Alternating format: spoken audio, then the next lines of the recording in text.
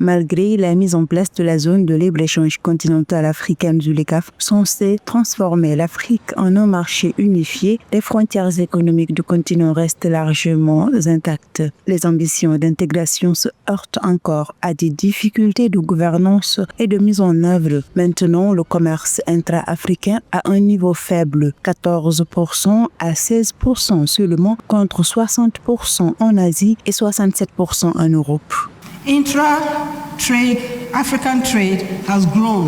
Le commerce intra-africain a progressé, mais représente encore une part modeste du commerce total. Cet écart nous rappelle que l'intégration se réalise par des accords qui doivent ensuite être mis en œuvre par des infrastructures, des institutions et une volonté politique.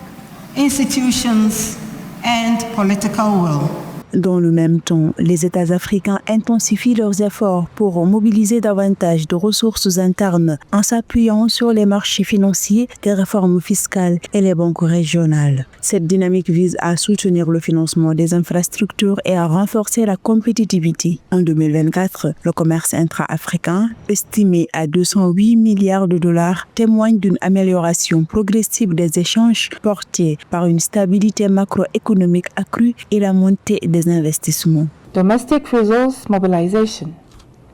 La mobilisation des ressources intérieures, elle constitue la pierre angulaire de la souveraineté fiscale.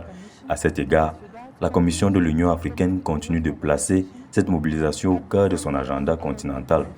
Nous ne pouvons atteindre un développement durable ni une véritable souveraineté économique sans renforcer notre capacité à mobiliser, gérer et conserver nos ressources.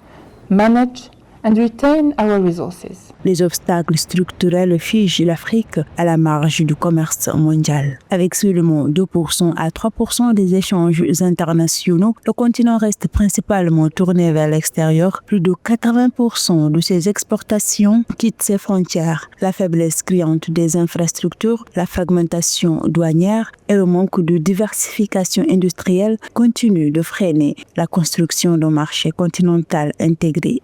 Every country represented here knows. Chaque pays représenté ici connaît les contraintes, l'énergie, la logistique, les compétences, le financement et la gouvernance.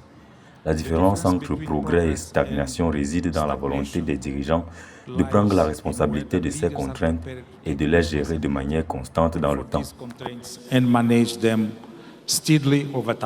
Avec une croissance attendue à 3,9% en 2025, les perspectives économiques du continent restent positives. Les réformes structurelles, l'industrialisation et la digitalisation des échanges sont appelées à accélérer le processus d'intégration. À terme, la ZLECAf pourrait accroître les exportations africaines de plus de 50%, consolidant l'émergence d'un marché continental davantage intégré et compétitif.